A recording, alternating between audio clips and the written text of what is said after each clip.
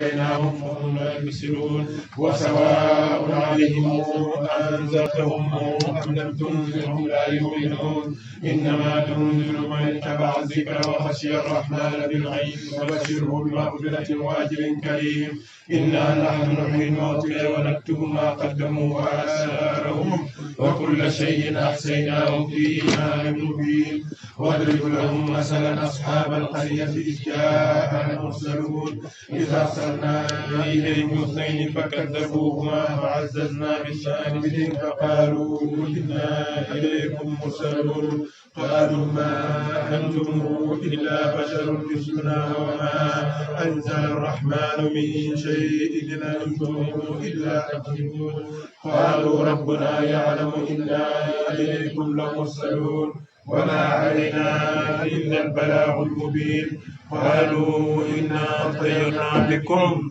لئن لم تنتهوا لنرجمنكم وليمسنكم منا عذاب أليم قالوا طائركم معكم أئن ذكرتم بل أنتم قوم مسرفون وجاء من أقصى المدينة رجل يسعى قال يا قوم اتبعوا المرسلين اتبعوا من لا يسألكم أجرا وهم مهتدون وما لي لا أعبد الذي فطرني وإليه ترجعون أتخذ من دونه آلهة إن يرد الرحمن بضر لا تغني عني شفاعتهم شيئا ولا ينقذون إني لفي ضلال مبين إني آمنت بربكم فاسمعون قيل ادخل الجنة قال يا ليت قومي يعلمون بما غفر لي ربي وجعلني من المكرمين وما أنزلنا على قومه من بعده من جند من السماء وما كنا منزلين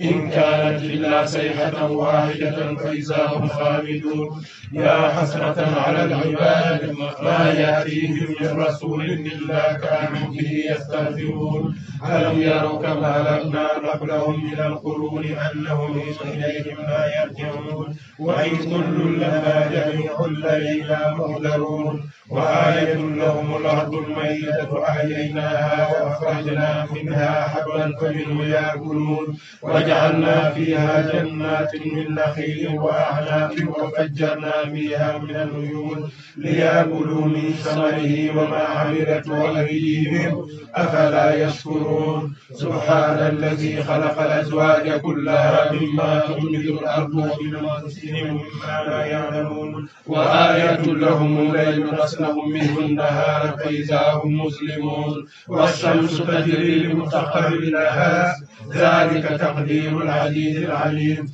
والقمر قدرناه منازل حتى على كالعرجون القديم لا الشمس ينبغي لها أن تدرك القمر ولا الليل سابق النهار وكل في فلك يسبحون وآية لهم أنا خلقنا ذرياتهم في الفلك المشحون وخلقنا لهم من مثله ما يركبون وإن نشاء نحييهم فلا صريخ لهم ولا هم ينقذون إلا رحمة منا ومتاعا إلى حين وإذا قيل لهم اتقوا ما بين أيديكم وما خلفكم لعلكم ترحمون وما تأتيهم من آيات من آيات ربهم إلا كانوا عنهم مخرجين وإذا قيل لهم أنفقوا مما رزقناهم قال الذين كفروا للذين آمنوا أنفقوا ما يشاء الله أطعمه إن أنتم إلا في ضلال مبين ويقولوا متى هذا الوعد إن كنتم صادقين ما ينظرون إلا صيحة واحدة تأخذهم وهم يخصمون فلا يستطيعون توصية ولا أهلهم يرجعون ونفخ في الصور فإذا هم من الأجداث إلى ربهم ينسلون قالوا يا ويلنا من بعثنا من مرقدنا هذا ما وعد الرحمن وصدق المرسلون إن كانت إلا صيحة واحدة فإذا هم جميع لدينا محضرون فاليوم لا تظلم نفس شيئا ولا تجزون إلا ما كنتم تعملون إن أصحاب الجنة اليوم في سعر فاكهون هم وأزواجهم في ظلال على الأرائك متكئون لهم فيها فاكهة ولهم ما يدعون سلام قولا من رب رحيم سلام قولا من رب رحيم سلام قولا من رب رحيم سلام قولا من رب رحيم سلام قولا من رب رحيم سلام قولا من رب رحيم سلام قولا من رب رحيم سلام قولا من رب رحيم سلام قولا من رب رحيم سلام قولا من رب رحيم سلام قولا من رب رحيم سلام قولا من رب رحيم سلام قولا من رب رحيم سلام قولا من رب رحيم سلام قولا من رب رحيم سلام قولا من رب رحيم سلام قولا من رب رحيم سلام قولا من رب رحيم وامتازوا اليوم أيها المجرمون ألم أعهد إليكم يا بني آدم أن لا تعبدوا الشيطان إنه لكم عدو مبين وأن اعبدوني هذا صراط مستقيم ولقد علم منكم جبلا كثيرا أفلم تكونوا تعقلون هذه جهنم التي كنتم توعدون اصلوها اليوم بما كنتم تعدون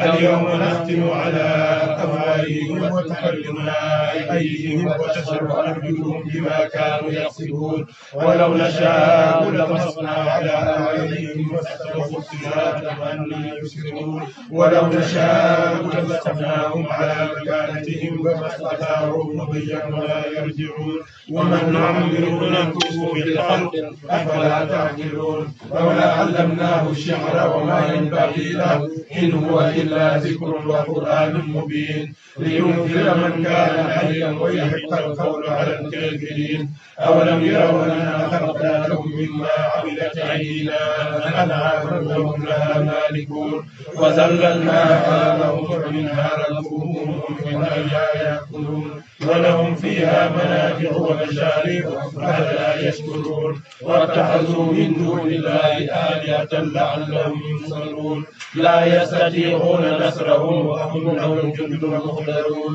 فلا يحزنك قولهم إنا نعلم ما يسرون وما يعلنون أولم ير الإنسان أنا خلقناه من نطفة فإذا هو خصيم مبين وضرب لنا مثلا ونسي خلقه قال من يحيي العظام وهي رميم قل يحيي الذي أنشأها أول مرة وهو بكل خلق عليم الذي جعل لكم من الشجر الأخضر نارا فإذا أنتم منه توقدون أوليس الذي خلق السماوات والأرض بقادر على أن يخلق مثلهم وهو الخلاق العليم إنما أمره إذا أراد شيئا أن يقول له كن فيكون فسبحان الذي بيده ملكوت كل شيء وإليه ترجعون اللهم صل على سيدنا محمد الفاتح لما سبق ناس الحق بالحق والهادي إلى صراطك المستقيم وعلى آله حق قدره ومقداره العظيم سبحان ربك العزة عما يصفون وسلام على المرسلين والحمد لله رب العالمين. آمين يا رب. آمين يا رب. آمين. آمين. آمين. آمين. dulu. Amin dulu. Amin. Dulu. Coba dulu. Amin. Amin ya Rabbi. Amin ya Rabbi. Amin. Amin. Amin. Amin. Amin ya Rabbi. Amin.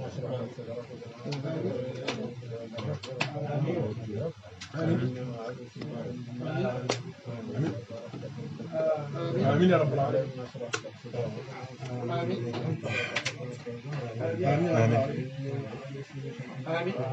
آمين يا رب العالمين. آمين. آمين. آمين يا رب العالمين.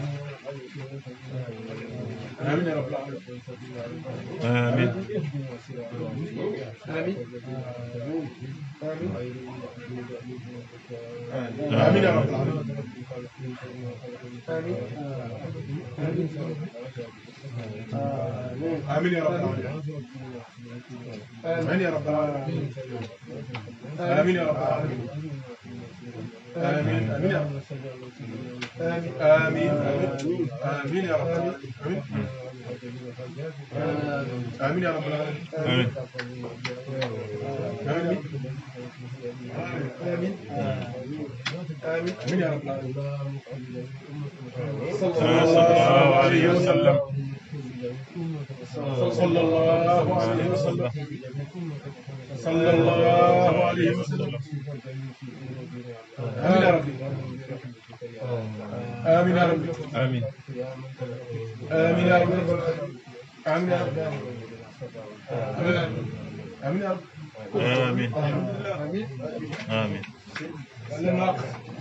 yàlla ñu wax yàlla jabane yàlla jabane yàlla julli nangul julli yëpp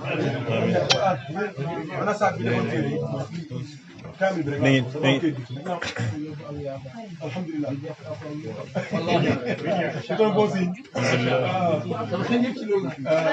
alhamdulillah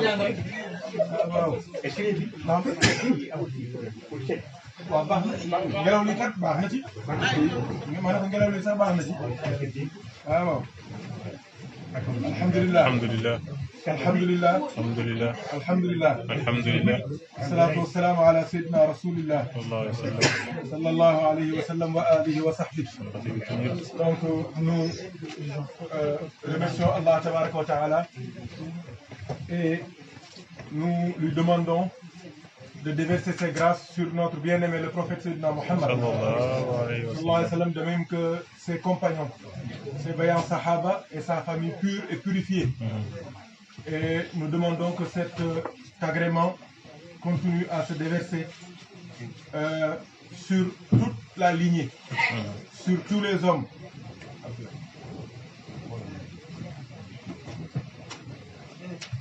Sur tous les hommes qui ont suivi les pas de ces grands hommes, jusqu'à notre maître Maulana Cheikh Ahmed Tijani, radiallahu anhu, et même que Maulana Cheikh Al-Hajj Omar Al-Fouti, et l'homme qui nous a réunis ici aujourd'hui, Al-Hajj Mohamed Degen, radiallahu ta'ala anhu. Nous demandons à Allah aussi de donner une longue vie à son actuel Khalif, Al-Hajj Mohamed Mounir Degen. Longue vie à lui et à ses frères, et à toutes ses sœurs et à toute sa famille, et que ces prières-là et toutes ces barakas-là, Inch'Allah, se déversent aussi sur tous les guides religieux, qui tiennent le flambeau de l'islam et qui font des efforts pour que cette parole d'Allah puisse continuer à être encore haute, Inch'Allah ta'ala. Alhamdulillah. Donc, nous commençons par remercier tout le monde pour la présence, mais aussi pour tous les efforts. Alhamdulillah. Et Inch'Allah ta'ala, après les remerciements aussi, nous allons vous faire part de grands projets qu'on a. Et Inch'Allah ta'ala, on va Inch'Allah profiter de cette occasion, de cette belle occasion, pour commencer Inch'Allah officiellement, ici surtout, les actions par rapport à ce projet. Je vais vous en parler tout de suite. Et le porteur est là avec nous, le docteur Haj Ali Veïk, de Châtenay Malabry, de Fès, de Paris, mais aussi de Thiès, de Kébamérage. Masha'Allah. Donc, alhamdulillah, nous prions pour, Masha'Allah, tous ceux qui ont, depuis 25 ans, œuvré à perpétuer l'œuvre de Mamaraï. Surtout ici à Paris, Masha'Allah, nous pensons à notre Badiane à Toussaint, Masha'Allah, qui n'a jamais ménagé d'efforts pour que cette journée puisse se tenir. Nous savons les conditions dans lesquelles elle est, mais ça ne l'a pas empêché de faire beaucoup d'efforts, Masha'Allah, malgré la distance, pour que sa participation puisse être sentie, Masha'Allah. Si avec sinon, tu viens ici, viens là, viens là. Ouais, mais viens là, viens là, viens là.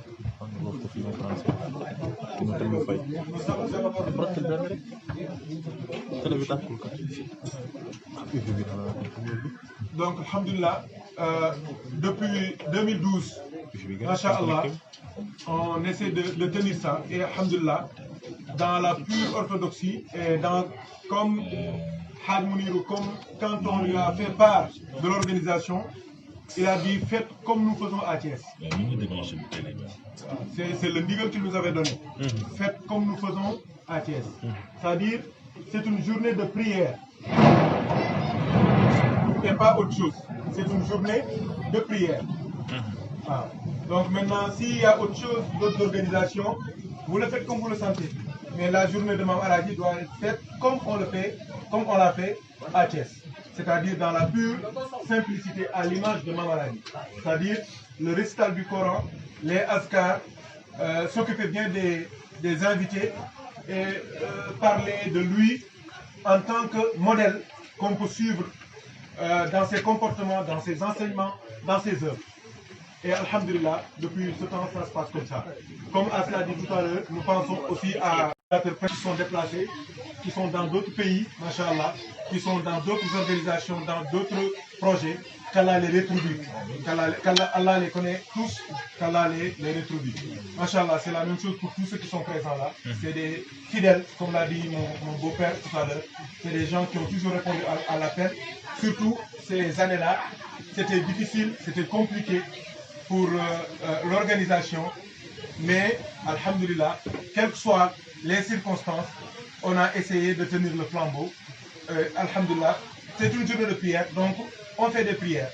Maintenant, si les conditions s'améliorent, Inch'Allah, on pourra continuer à participer, à mettre un élan culturel dedans pour pouvoir faire passer le message à travers d'autres activités qu'on a eu à faire à la Grande Mosquée de Paris, comme les expositions qu'on a eu à faire, les projections de films qu'on a eu à faire et beaucoup d'autres projets qu'on avait commencé à mettre en place pour que les musulmans comme nous puissent tirer profit de ces enseignements, mais aussi que les autres qui sont d'autres confessions, d'autres sensibilités philosophiques, religieuses ou spirituelles puissent aussi venir échanger avec nous. Et ça va commencer à donner des fruits à la Grande Mosquée de Paris, car il y avait beaucoup de touristes qui venaient, qui rentraient avec des prospectus, des textes sur l'islam, des textes sur la Tijania, des textes sur Mamaradi radiallahu anhu, qui ont eu à visiter nos sites internet, nos pages Facebook et qui se sont intéressés à l'islam. Et on avait même programmé, j'en parlais tout à l'heure avec Ousmane, de faire une grande exposition en collaboration avec l'Institut du monde arabe à la Grande Mosquée de Paris, mais c'était en 2019 et après c'est le Corona qui est passé par là. Donc c'était difficile, mais Inch'Allah, tous ces projets sont devant nous, qu'Allah nous aide à réaliser tout cela. Par la baraka du prophète sallallahu alayhi wa sallam. Cette année aussi, nous remercions tous les frères, Masha'Allah, pour l'implication, l'engagement, surtout la générosité, parce que personne ne veut laisser quelque chose à un autre. Masha'Allah, tout le monde veut le faire.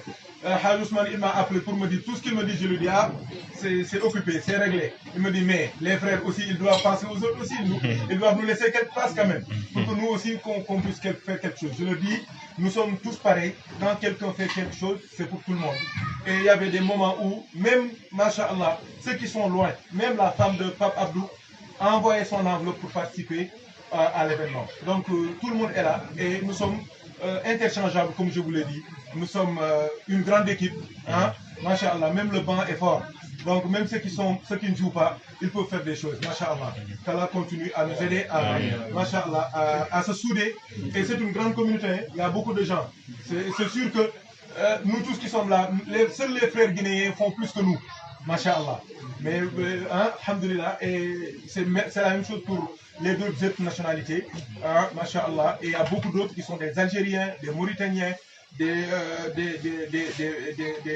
Marocains, machallah, beaucoup de frères qui ont eu à connaître ma maladie, qui l'ont aimé et qui continuent à l'aimer et qui, Inch'Allah, attendent une occasion pour aussi exprimer leur amour, participer avec nous, faire des efforts avec nous. Qu'Allah les rétribue. Donc, je vais passer au deuxième point qui concerne un grand projet, comme je vous l'ai dit, qui concerne l'arbre, car c'est chez Mohamed Baye Sow, notre frère là, le Guinéen. On était parti là-bas pour faire la wazifa. On a discuté. Après la wazifa, nous on discute de tout. De la tariqa de l'islam, de la politique, de l'écologie, de beaucoup de choses. Et sur le champ, on avait la discussion a trébuché sur l'écologie, sur qu'est-ce qu'on peut faire pour nous. Nous, qu'est-ce qu'on peut faire. On a dit, c'est bien d'être tijan, de pratiquer le wird, de faire les askars, mais aussi il faut qu'on fasse quelque chose, parce que la tijanie c'est pour nous. Mais on a pensé à faire quelque chose pour l'humanité. Tout le monde a donné des idées, et le frère Tiali a dit, mais pourquoi pas planter des arbres? Pourquoi pas planter des arbres? Et l'idée est venue comme ça. Et alhamdulillah, on a discuté de cela, on a fait des échanges pour cela, et Dieu a fait que le frère Mohamed Baylo était parti avec nous au Sénégal, et on a planté nos premiers arbres, et maintenant ces arbres-là sont près de 3 mètres maintenant, 2 mètres, près de 2 mètres, et on a commencé par les mosquées du quartier de El Hadj Ndiougou. Et Inch'Allah, on compte faire ça pour toutes les mosquées de Thiès, les églises, les lieux de rencontre, les stades, pour que ce soit un projet inclusif. J'ai même contacté des amis de la chrétienté avec qui j'ai étudié au lycée et au CM, Masha'Allah, pour leur parler de ces projets, pour qu'eux aussi ils s'impliquent, pour qu'ils sachent que l'islam, ce n'est pas seulement les mosquées, ce n'est pas seulement les adkars, mais c'est un tout, c'est un système.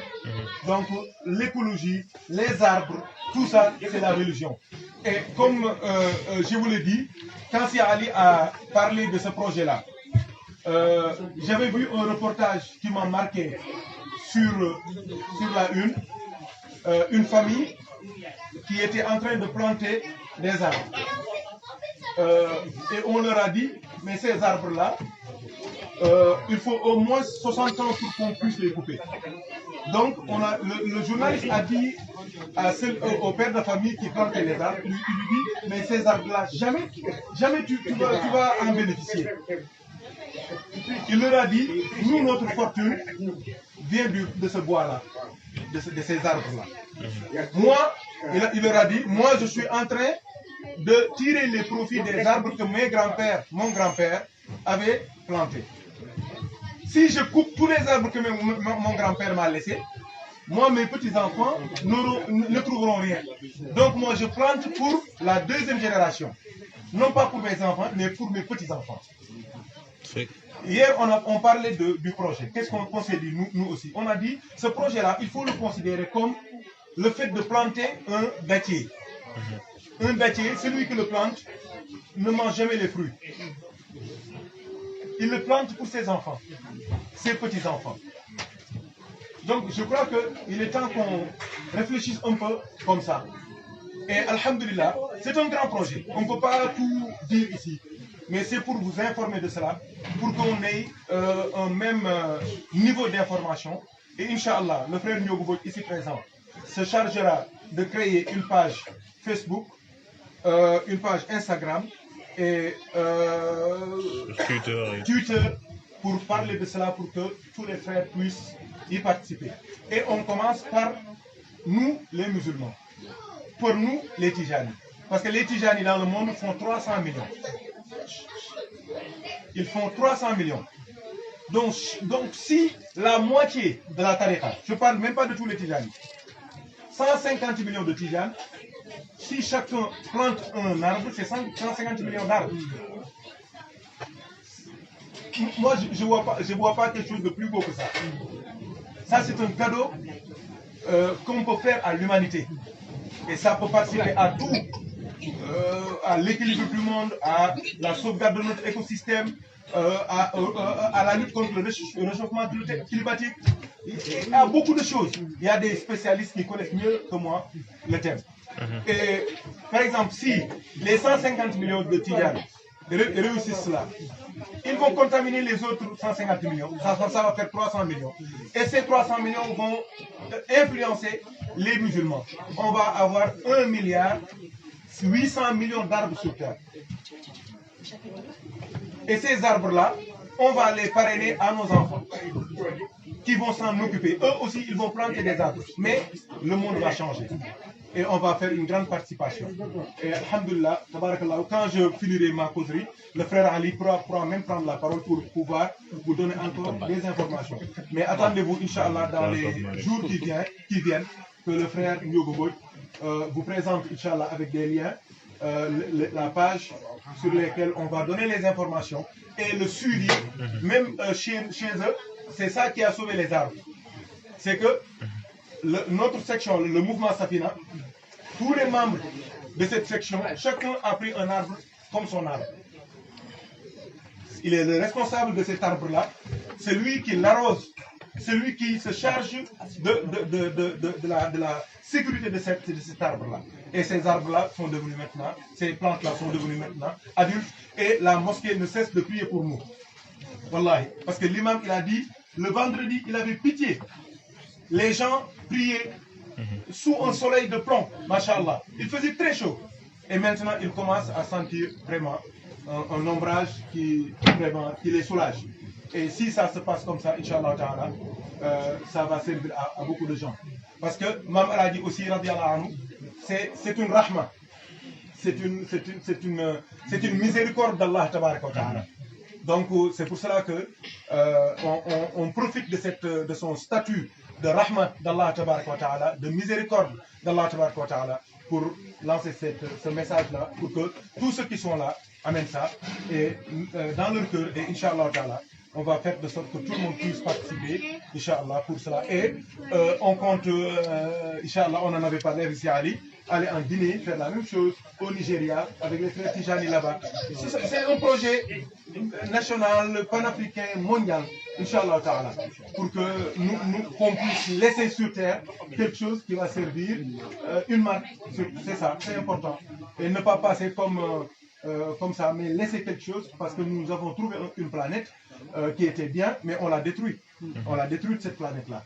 Hein, par nos pollutions, par tout ce qu'on... Mais il faut quelque chose maintenant, il faut faire quelque chose. Donc ça, c'est très important. Qu'Allah nous aide et nous assiste dans ce projet. Inch'Allah, quand je vais donner la parole tout à l'heure, si Ali pourra vous en parler encore mieux que moi, parce que c'est un projet qui lui tient à cœur. Il me met tellement la pression, parce que lui, c'est un homme de résultats. Donc, mais bon, avec la... Oui, si, il met la pression tout de suite. Parce qu'il veut que ça se réalise. Parce qu'il sait, il est dans le milieu. Et quand tu vas chez lui, tu vas savoir, hein, chez lui, c'est une forêt. Il n'y a que des arbres. Chez lui, c'est une forêt. Ah oui, il n'y a que des arbres. C'est là que j'ai senti que c'est vrai. Même sa maison, c'est rempli. Il a creusé, il a planté beaucoup d'arbres. C'est quelque chose qui... C'est un engagement sincère, je veux dire. Parce qu'il y a beaucoup de gens qui profitent de l'écologie, même pour avoir des postes de députés, des trucs comme ça. Hein? Chez eux, il n'y a pas d'écologie. Hein? C'est comme ici, quand on parle d'énergie verte et tout cela. C'est faux. Parce que même les voitures électriques, ça vient de l'électricité. Hein? C'est l'électricité, c'est de l'uranium, hein? Qu'ils ont pris au Mali, au Niger. C'est pas propre. Hein? C'est seulement de nom. C'est politique, c'est surtout économique, c'est pécunier, c'est l'argent. Hein? Donc, il faut des engagements plus sincères qui nous poussent à faire des choses. C'est justement, le projet Bangkok, c'est un grand projet. Inch'Allah, il y a des documents, on va les mettre à la disposition de tout le monde. On a fait ils ont fait beaucoup de recherches, parce qu'il y a un des frères qui a fait sa thèse de doctorat sur l'environnement. Donc c'est un frère de Safina, El Ajmar Diop. Donc il y en a d'autres aussi qui sont des spécialistes de tout ce qui est environnement. Donc il y a Momoud Sen, il y a Hajmar et les frères de la cité ouvrière aussi. Machallah. Donc on va en parler encore, Inch'Allah. même de notre survie, parce qu'il y a un lézard entre nous et les arbres. Subhanallah. Dans la photosynthèse du soleil, lui, il reçoit l'oxygène, c'est ça. il le transforme en oxygène qu'on respire. C'est ça. Nous, on respire après le gaz carbonique. Ouais. C'est eux, les arbres, ont besoin de ce gaz carbonique. C'est ça, c'est ça. C'est ça. Si on sauve les arbres, on se sauve nous-mêmes. C'est ça. Ah oui, mais l'homme, même l'homme, il est arbre même. Il y a un grand texte que j'ai écrit l'année dernière, je l'ai traduit en anglais et tout cela, en arabe, en anglais. C'est un texte, j'ai parlé de l'historique de l'arbre. L'homme, il est arbre, même quand tu es debout, tu es un arbre. Tu es un arbre. Yalla bo amé rasta nak. Hein, mu nek branche. Même si on rasta nga def ni say loxo muy branche. L'homme est un arbre, ses pieds c'est les racines. Son corps c'est le tronc.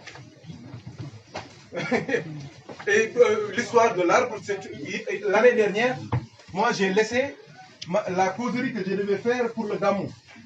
J'ai fait une causerie sur l'arbre. Et alhamdoulilah, c'est un grand projet car tout le monde était au courant. Même quand j'étais invité à la RTS, ils m'ont parlé de ça. Et moi, je n'étais pas parti pour ça. J'étais parti pour parler du Gamou. Ils m'ont dit, on a entendu que vous faites un green Gamou. Green Gamou, un Gamou vert. J'ai expliqué le projet, ils étaient vraiment contents et ils ont dit que ça c'est une autre dimension de l'islam. Non, c'est pas ici. C'est un islam fédérateur, inclusif, qui donne à tout le monde. Non pas seulement aux croyants, mais à tout le monde. Même ceux qui disent que Dieu n'existe pas, on le sert au nom de Dieu. Ça c'est important. Donc c'est un texte très important. Inch'Allah, Dieu va vous les envoyer. Quand vous lirez le texte, vous verrez que nous sommes arbres. Vous êtes en verre. Hein?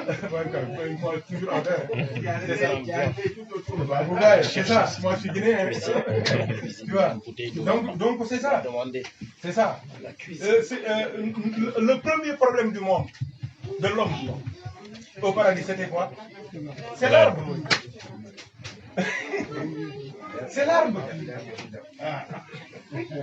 Tu descends jusqu'à cette Namour. Le premier sauvetage de l'humanité, c'est quoi? C'est le bateau, c'est l'arbre. C'est le bateau de Noir. Tu continues comme ça jusqu'au prophète Mohammed. L'une de ses histoires les plus touchantes, c'est avec le tronc d'arbre sur lequel il se mettait pour faire sa khutbah. Sallallahu alayhi wa sallam. Ça a continué jusqu'à Maulana Cheikh Tidjani. Cheikh Tidjani, il disait, si tu n'as pas besoin des feuilles pour les manger ou les utiliser pour quelque chose, ne les coupe pas. Parce que toi, si tu n'as pas l'ouverture spirituelle, tu n'entends pas leur azkar, leur tasbihat. Donc, si tu les coupes pour les utiliser, pour manger, pour se soigner, d'accord. Mais si c'est pour jouer, tu es en train de faire une grande bêtise. Cheikh Tidjani disait ça. Hein? Et Cheikh Omar radiallahu anhu, c'est la même chose. Lui, avec l'arbre, son principal ouvrage, c'est Rimah. Et le Rimah, en réalité, c'est les lances. Les lances, c'est l'arbre. C'est un bâton avec du fer à la au bout. C'est ça, c'est l'arbre. C'est ça continue. Il était un grand cultivateur. Il était un grand cultivateur. Et nous, la famille Djegen, notre symbole, c'est le grand baobab qui se tient au milieu du quartier. C'est l'arbre. Ça continue. Je peux dire beaucoup de choses. Sayyidina Aïssa alayhi salam, Jésus, il était charpentier. Il travaillait l'arbre. Il y a beaucoup d'exemples, beaucoup d'exemples. Mais Inch'Allah, je vais vous envoyer le texte et vous verrez avec les hadiths, les versets. C'est un texte bien travaillé qu'on a fait avec des frères, Masha'Allah, qu'Allah les retrouve. Donc, Alhamdulillah, nous remercions Allah Tabaraka wa Ta'ala pour ses bienfaits, pour ses... tout ça, c'est des chances, c'est des bienfaits, c'est des barakats. Masha'Allah. Et alhamdulillah, j'ai dit hier que connaître un wali d'Allah, l'aimer, le suivre, l'imiter, le servir, c'est des faveurs d'Allah. Ce n'est pas donné à tout le monde. Parce que les walis d'Allah, les awliya, les saints, ce sont les amis d'Allah, ce sont les alliés d'Allah.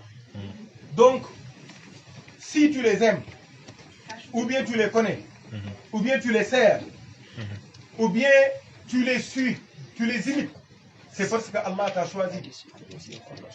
Quand tu lis l'ouvrage de Cheikh Al-Hajj Omar Al-Fouti, radiallahu anhu, qui est le Rimah, dans son chapitre premier, Cheikh Omar nous donne beaucoup d'informations par rapport aux awliya.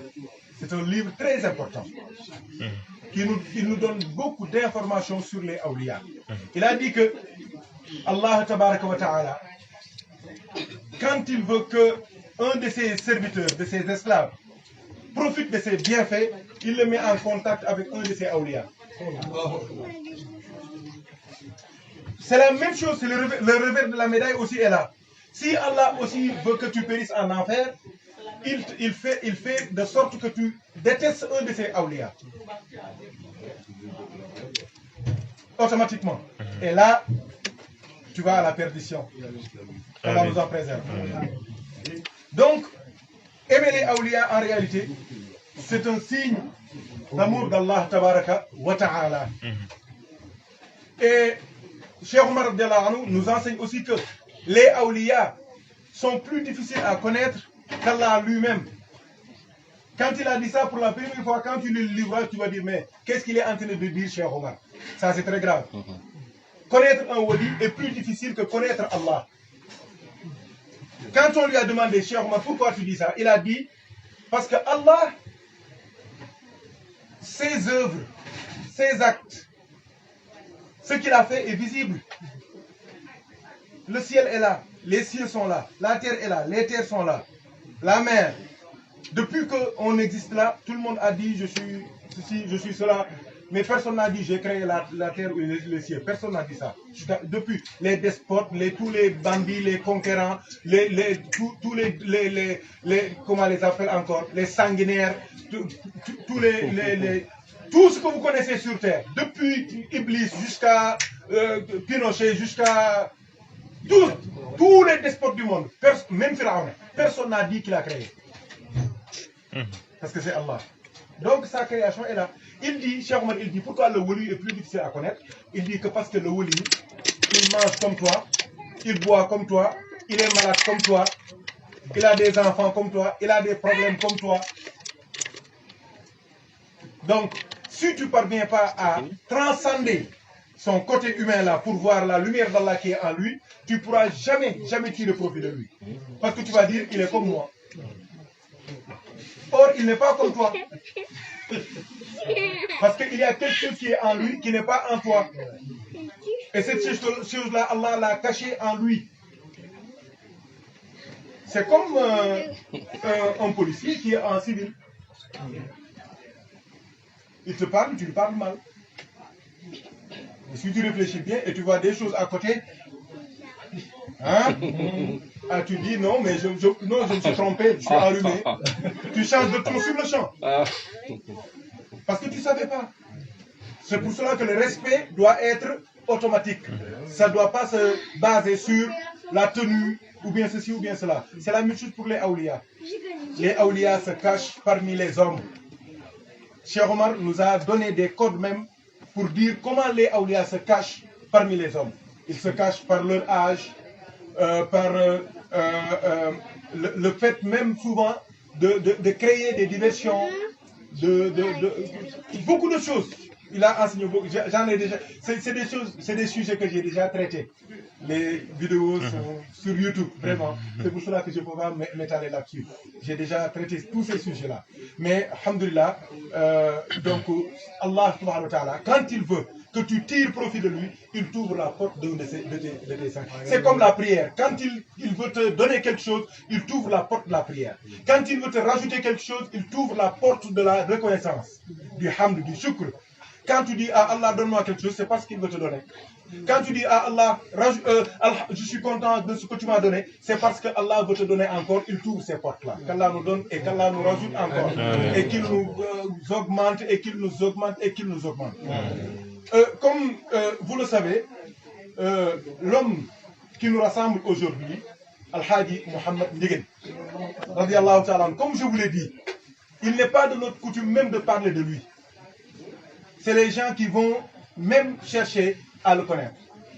Mais comme je vous l'ai dit, on est dans une époque où les gens ont besoin vraiment de repères, ont besoin de recul, ont besoin de modèles qui les aident à mieux appréhender leur vie, à mieux comprendre ce qui se passe. Parce qu'il y a beaucoup de choses qui se passent dans le monde, ça pousse vraiment à des têtes qui se cassent. Al-Hajj Mohamed Ndieguene radiallahu ta'ala anhu, c'est un wali parmi les awliya. Ça, comme on dit, si quelqu'un est savant, ce sont les professeurs d'université qui doivent le dire. Hein. Ce n'est pas ceux qui ont l'entrée en sixième qui vont dire ça. C'est les professeurs d'université qui doivent dire ça. Si quelqu'un est bien, on demande à sa famille. Mais quand on dit que lui c'est un saint, parce que ça c'est très subtil, c'est les awliya qui peuvent savoir ça. Surtout un saint comme Mame Alhaji qui se cache. Il est saint, mais il se cache. Tout ce qui montre que c'est un élu d'Allah, il le cache. Et c'est ça. Beaucoup de gens l'ont découvert à sa mort. Beaucoup de gens l'ont découvert à l'approche de sa mort. Parce qu'un wali qui descend, qui meurt, c'est comme une montagne qui tombe, comme un arbre qui tombe. Quand ça pousse, il n'y a pas de bruit. L'arbre, quand ça pousse, il n'y a pas de bruit. Mais quand ça tombe, tout le monde est au courant. Et le cosmos, quand un vrai waliou part du monde, quitte le monde, son ruh quitte le monde, le cosmos le sent. Il y a un dérèglement, il y a un bouleversement. Et ça, les awliya, ils sentent ça, ils savent ça. Par les étoiles, par leur vision. Il y a aussi nos frères djinns aussi, qui savent ça. Ils savent détecter ces lumières-là qui quittent. Il y a des awliya qui savent qu'un tel, dans 41 jours, il va partir, dans un an, il va partir, ils savent ça. Les awliya aussi, dans leurs rencontres aussi, quand on voit que c'est comme le gouvernement, quand il doit y avoir des remaniements, on sait, il y a des tractations, il y a des bougements, comme disent les Ivoiriens, il y a des activités. Les awliya aussi, il y a certains awliya, quand ils doivent partir, on voit qu'il y a des repositionnements de l'organisation des saints. Et là, quand ça se passe, on sait qu'il y a quelqu'un qui doit partir. Et sa place doit être prise. Ou bien, par exemple, on dit, cette place-là, le problème c'est que personne ne peut l'occuper. Il y a un grand wali qui a dit ça. Il a dit, ça fait 2 ans, la place que Al-Hajj Mohamed Ndieguene a laissée, personne ne peut l'occuper. Personne. Quand on t'installe, tu descends. C'est un grand wali, il n'est pas tijane. Il n'est pas tijane. Donc, c'est un wali qui s'est caché durant toute sa vie. Il s'est caché. Il s'est caché. Mais celui qui se cache, pour Allah, c'est Allah qui va le faire apparaître. C'est ça. C'est pour cela que, à la fin de sa vie, il a fait une vidéo qui est passée sur la RTS. Après cette vidéo, presque tout le Sénégal a couru pour venir le voir. Et il y a un grand waliou qui venait là-bas, il m'a dit, ton grand-père va partir. Je lui ai dit, mais pourquoi? Il m'a dit, parce qu'il est découvert. Il s'est caché toute sa vie. Il ne voulait pas qu'on le découvre. Lui, il avait préféré d'être découvert le jour du jugement dernier. Mais la télé l'a mis au devant de la scène. Le monde est en train de courir vers lui. Il ne va pas supporter ça. Il est décédé après. Ouais. C'est ça. Le monde était... Tout le monde venait là-bas. Parce que les gens se disaient, on ne savait pas qu'un wali de cette station, de cette envergure, vivait au Sénégal là-bas. Parce que Al-Hajj Mohamed, radiallahu anhu, il a vécu 107 ans. Donc c'est un vieux musulman, n'est-ce pas? Alhaji Mohamed radiallahu anhu, il a vécu 107 ans, c'est un vieux Tidjane. Thierno Mountaga de Dakar, quand notre oncle Serigne Ahmed Cissé Ndiéguène était parti le voir, il lui a dit de s'asseoir sur le même divan, sur son lit. Le lit de Thierno Mountaga, ceux qui connaissent Dakar le connaissent, son lit. Il lui a dit, assois-toi sur mon lit. Et les gens étaient perdus. Parce que personne n'osait faire ça. Il lui a dit, il a insisté. Et les Toucouleurs qui étaient là, ils lui ont dit que Yamirore. C'est un ordre. Seigneur Ahmed Cissé, et il s'est assis. Il lui a dit, après cette causerie, je vais te dire pourquoi je t'ai dit de t'asseoir sur le lit. Après c'est une grande délégation, qu'ils aient dit ce qui les avait amenés, il a dit à Seigneur Ahmed Cissé, toi tu ne sais pas que ton père est le seul Tidjane qu'un fils de Cheikh Omar a donné le wird de qui vit sur terre. C'est lui le seul qui a ce privilège-là. C'est le seul succès qui a ça. Même nous, les fils de Cheikh Omar, on n'a pas ça. Parce que c'est Murtada qui lui a donné le wird, Murtada Cheikh Omar. Il lui a dit aussi, sa silsila, c'est la silsila la plus courte de la tariqa. C'est Murtada, Cheikh Omar, Cheikh Abdul Ghali, Cheikh Tidjane. 3 personnes sont entre Alhaji Mohamed Ndiéguène et Cheikh Tidjane. Et il lui a rappelé aussi l'histoire que tout le monde connaît. L'histoire que tout le monde connaît. En 1980, quand Thierno Seydou Nourou Tall, qui est le petit-fils de Cheikh Omar, son père c'est Nourou, Nourou c'est le fils de Cheikh Omar, qui est venu à Thiès et qui a dit à Alhaji Mohamed Ndiéguène, mon grand-père Cheikh Omar m'a demandé de te donner ce secret-là. C'est ce qu'on fait. Fatih Salat Fatih 3 fois et à Latif, 9 fois. Il lui a dit aussi, Cheikh Omar m'a dit de te déclarer, de te dire que c'est son sang, lui Cheikh Omar, qui coule dans tes veines. Je parle souvent de ça, la chérification des disciples, le dialyse spirituelle. Donc tout ça, c'est des choses qui font partie de ce qui montre la grandeur de cet homme-là, qui s'est caché. C'est la même chose aussi. Il y a un de nos grands-pères, lui, il avait beaucoup de disciples djinns. Lui aussi, il a appelé ses enfants, il leur a dit, je crois qu'il y a quelque chose qui va se passer avec votre grand-père, la maman l'a dit. Il lui a dit pourquoi? Il lui a dit, j'ai vu des colonnes de djinns qui viennent de partout prendre le wird chez lui. Et quand j'ai demandé à mes disciples djinns de demander à leurs confrères djinns là, leurs frères djinns, pourquoi ils font ça, les djinns lui ont répondu que un homme de son envergure dans la tariqa tijaniya, c'est fini. C'est le dernier. Et ils viennent, leurs grands chefs djinns là, leur ont informé de cela et ils sont venus prendre cette baraka avant qu'il meure. Après quelques jours, il est décédé. Donc, tout ça pour vous dire que, Masha'Allah, c'est un grand homme, mais qui s'est caché. Mais c'est Allah qui l'a fait apparaître. C'est Allah qui l'a fait connaître à certains de ces hommes qui ont essayé de le connaître. Et, alhamdoulilah, comme je vous l'ai dit, à son décès, je vous parle des djinns, je vous ai parlé des awliya, je vous ai parlé des élus d'Allah. Mais les hommes lambda, les hommes du commun des mortels, c'est après son décès qu'ils ont su qu'ils avaient affaire à l'un des plus grands hommes de l'histoire, du monde, de l'islam et de la tariqa tijaniya. Et ils ont couru, ils sont venus. Beaucoup ont pleuré. Ils ne savaient pas qu'un homme de cette envergure était là. Mais lui, il avait préféré toute sa vie, c'est la simplicité, c'est la modestie, c'est l'adoration d'Allah tabaraka wa ta'ala. Comme je dis souvent, la vie privée des awliya ne doit pas nous intéresser. Que pour parler d'une vie privée, il faut maîtriser les détails. Il faut maîtriser les détails. Il y a des choses, si tu n'es pas présent, tu ne peux pas l'expliquer. Il y La deuxième chose, c'est quoi? C'est les karamat, c'est-à-dire les miracles. Les miracles, on ne peut pas les imiter. On peut être médusé, on peut que, mais on ne peut pas les imiter. Ce qui est important, c'est les comportements.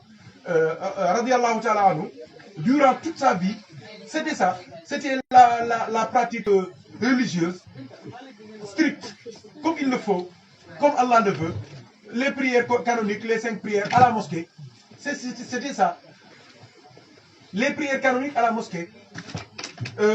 Quand il, par exemple, je vais commencer par Salatul Zuhr, il prie là-bas.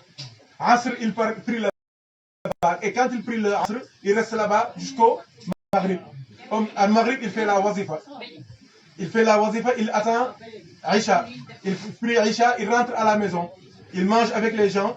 À minuit, il est couché. À 2 h du matin, il est réveillé. Il faisait ses rak'at que je vous ai dit tout à l'heure, les 100 rak'at.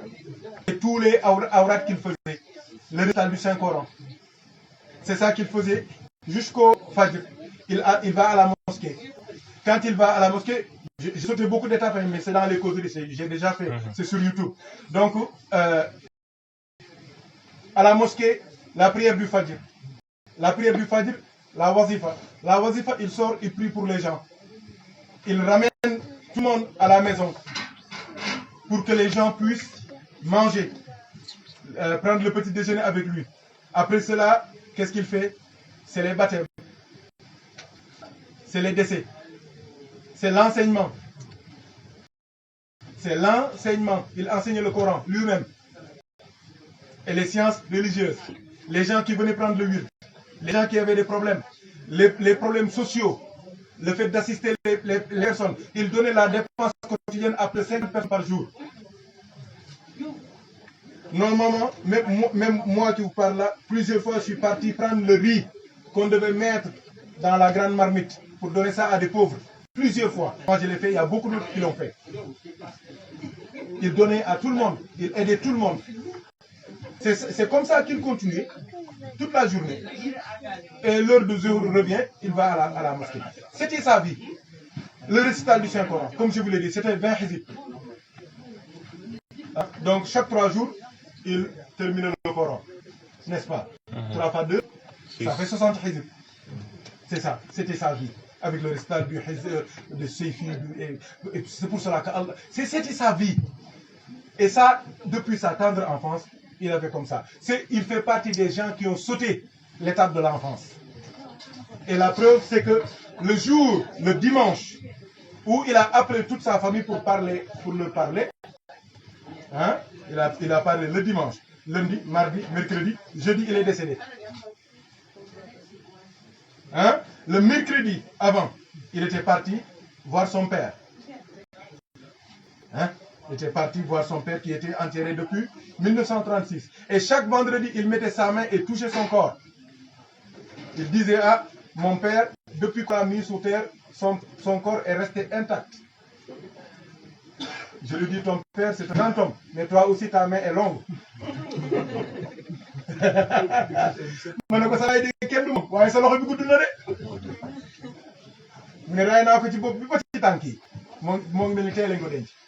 Depuis 1936. Là, il est parti et on l'a entendu dire, Papa Lingma Warak, je ne vais faire que ce que tu m'as dit.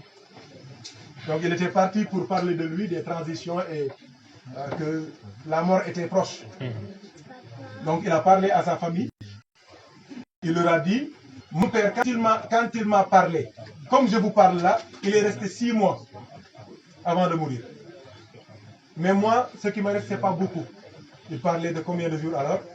De 4 jours. Il leur a dit, je vous assure que c'est l'islam du prophète Sayyidina Mohammed qu'on pratique ici. Je vous assure que c'est la tariqa que Maulana Cheikh Tidjani pratiquait qu'on pratique ici.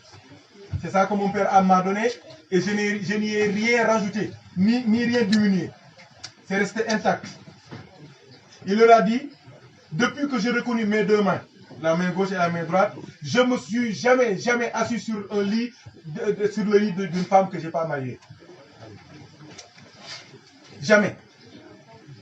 Il leur a dit, je n'ai jamais raté de prière durant toute ma vie. Je n'ai jamais raté de wird. Je n'ai jamais raté de wazifa. Je n'ai jamais raté de hadaratul jumaat. Je n'ai jamais rompu mon pacte avec Allah, mon pacte avec le prophète et mon pacte avec Cheikh Tidiane. 4 jours. Subhanallah. Là, il n'était plus là. 41 jours avant, ton roi est déjà parti. Là, il pouvait, quelqu'un qui est dans cet état-là, il peut dire que la vérité. Parce qu'il est plus avec Allah qu'avec les hommes. Et donc, il a dit tout ce qu'il voulait. Tout ce qu'il voulait. Il a dit, là où l'on doit m'enterrer, j'avais déjà enterré un fer. J'ai montré à mes petits-fils le fer. Ils l'ont retrouvé. Enterrez-moi là-bas. Et je vous assure que là où vous pouvez m'enterrer, parce qu'il sait que un wali, quelqu'un peut dire enterrez-moi ici, et après ses enfants font autre chose. Il dit là où vous pourrez m'enterrer, là où vous m'enterrez, si quelqu'un vient là-bas, il demande à Allah quelque chose, Allah va l'exaucer. Je vais continuer à être la porte d'acceptation des prières après ma mort, comme je l'étais de mon vivant. Il a dit les personnes qui devaient le laver. Il a même dit les personnes qui devaient préparer son linceul. Il a dit, allez chez un tel, c'est un tailleur. Il a dit, dites-lui de me confectionner des habits très longs.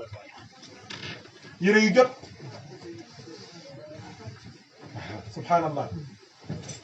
Des habits qui m'en vont bien.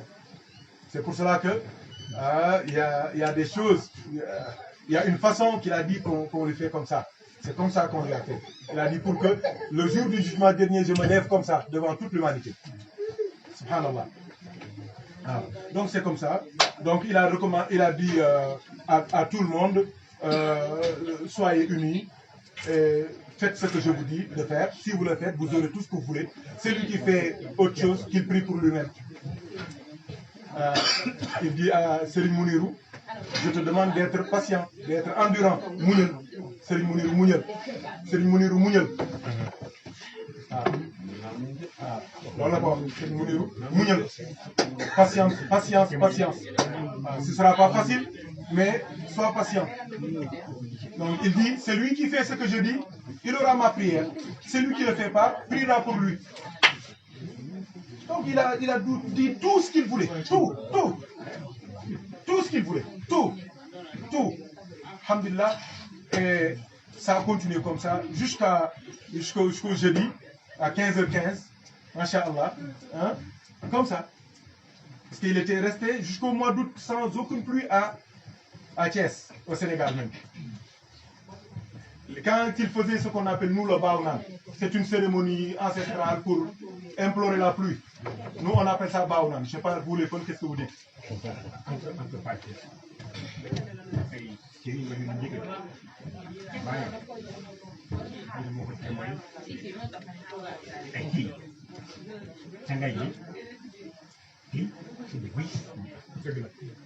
Allah moom témoin wallaay kooku kii mooy ànd ci mën a deem dëgg la xam nga Allah ku li mu julli ba rek jaar yàlla bu ko mën a si li ma yu jigéen baayam ak keneen yu nekk fii ne daal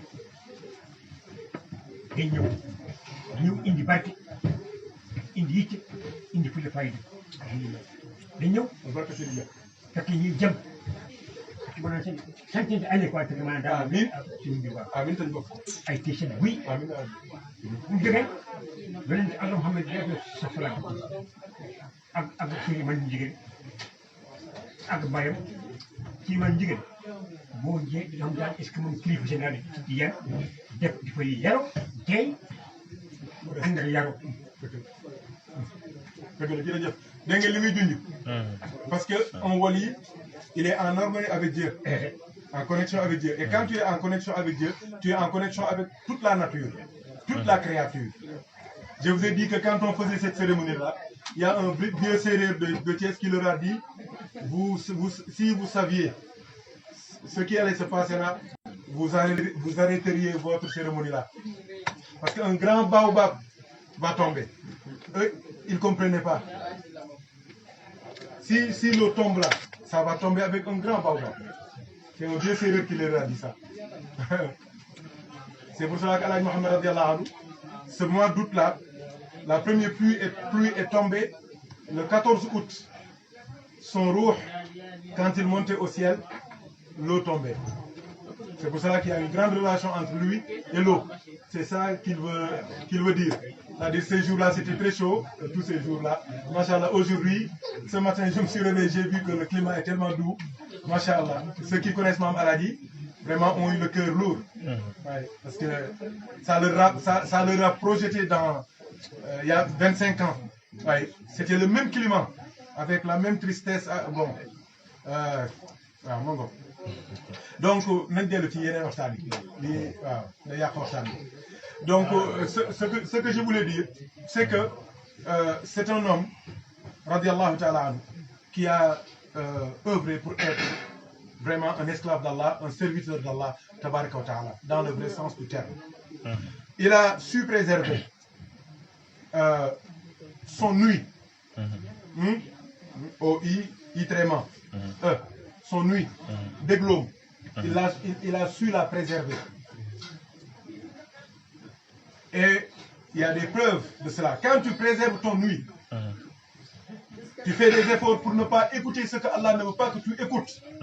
Allah te fera entendre des choses que les autres qui écoutent ce que Allah n'aime pas qu'on écoute, eux, ils ne vont pas entendre. Wallahi, on en a des preuves. Parce qu'il entendait à des centaines de kilomètres, à des centaines de milliers et de milliards de kilomètres. Son nuit était très développée. Plus développée que celle des lynx et des animaux les plus performants. Plus que celle des éléphants et des singes qui entendent les tremblements de terre des jours avant. Il a su préserver sa langue. Al-Hajj Mohammed Ndieguene, toute sa vie c'est le zikr d'Allah. C'est le récital du Saint-Coran. C'est la psalmodie de la Salatul Fatihi. C'est la récitation du Hizb al-Sayfi, Hizb al-Bahri, Mughni, Musabbahat al-Ashr, Yaman Azhar al-Jamil. C'était sa vie. Sa vie, c'était de dire le bien. Il n'aimait pas les mauvaises paroles. Il n'aimait pas ça. Il n'aimait pas qu'on parle de mal de quelqu'un devant lui. Il n'aimait pas ça. Même s'il ne pouvait pas te dire quelque chose pour une raison ou une autre, tu le vois faire comme ça. Tu vas dire qu'il dort et tu te lèves, tu pars. Et dès que tu pars, il se réveille. Il se remet à faire autre chose pour montrer qu'il ne veut pas écouter autre chose que ce que Allah veut que son oreille entende. C'est la même chose pour sa langue. Sa langue, c'était un instrument de zikr. Wallahi. Et on a dit que al-lafzu, mahalluhu al-lisan.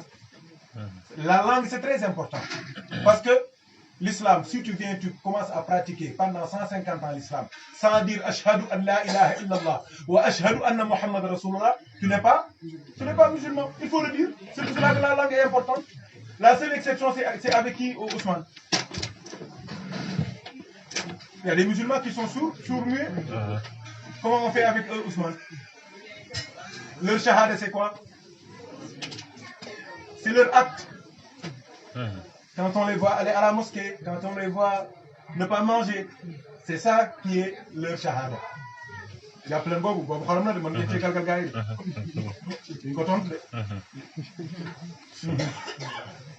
Donc c'est la même chose pour sa vue. Il a su préserver sa vue. Il était pudique.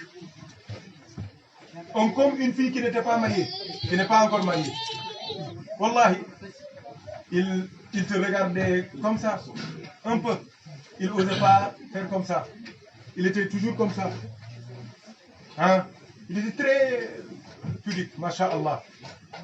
Et ça, c'est aussi des preuves. Je vais en parler. Je parle du cadre général avant de parler de la profondeur spirituelle. C'est la même chose pour sa main. Il a préservé sa main. Préserver sa main, c'est quoi? Ne jamais la poser sur quelque chose que Allah n'aime pas. Sur une peau qu'Allah n'aime pas, qui n'est pas licite pour toi. Et il l'a dit avant de mourir. Qu'est-ce qu'il a dit? Je ne suis jamais assis. Il ne parle pas de femme, hein, de lit, sur le lit d'une femme que je n'ai pas mariée. Allahu Akbar. Il a su préserver ses pieds. Maman l'a dit, à un moment de sa vie, on l'appelait comment? Borom Pilian. Borom Pilian. L'homme au pilion, l'homme au divan. Pourquoi? Parce qu'il ne bougeait pas. Mais attention aussi, je dis aux frères, faites attention. Il n'est pas né Brompiliane, il n'a pas grandi Brompiliane. C'est à la fin de sa vie qu'il est devenu Brompiliane. Avant, il allait à la mosquée prier. Avant, il allait à ses champs cultiver. C'est important. Il y a des gens, ils naissent à 12 ans, 13 ans, ils commencent à dire moi aussi Brompiliane. Faut n'est que Brompiliane. Il y a un de nos grands-pères, il disait l'alder tel maman. L'alder tel, il est très tôt détalé le tapis de marabout. C'est tout. Maman a dit qu'il est devenu Brompilian quand il ne pouvait plus se déplacer. Mais avant, il allait à la mosquée, il allait à la wazifa, il allait aux enterrements, il allait au baptême. Ses disciples, c'est lui qui s'occupait d'eux. Le nouveau-né, c'est lui qui le baptisait. Quand tu vas à l'école, c'est lui qui prie pour toi. Quand tu meurs, c'est lui qui te lavait. Wallahi, c'est lui. Il n'est pas il y a beaucoup de sérines qui ont peur des morts, hein, qui ont peur des cadavres. Hein. Lui, il lavait ses disciples avec ses propres mains. Il sortait, il faisait la prière. Il t'amenait à la tombe, il rentrait dans la tombe pour te mettre sous terre. Il disait, il connaissait tout le monde, il m'a choisi. Donc je vais respecter son engagement, son pacte. Quand il sort des cimetières, il va chez toi et il continue à veiller sur ta famille.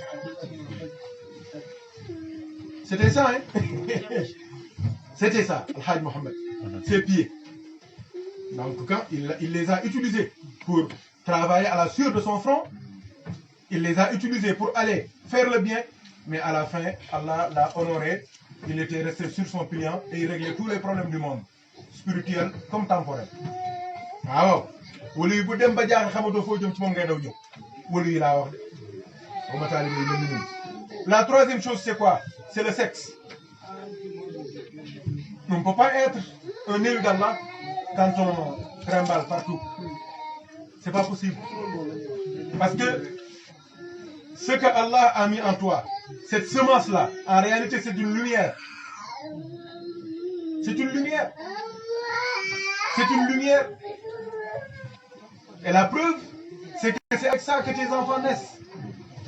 Et les enfants, si tu as là une wilaya que tu ne peux pas supporter toi, Allah met cette wilaya dans ta semence, dans ton sperme. Et ça va se former comme un enfant pour toi. C'est pour cela que tu vois, même des awliya, leurs enfants sont plus puissants qu'eux. Parce qu'ils ont leur station à eux avec les stations de leur papa. C'est important, le sexe. C'est très important. La troisième chose, c'est quoi? La tête. La tête, c'est quoi? La préservation de la tête, c'est quoi?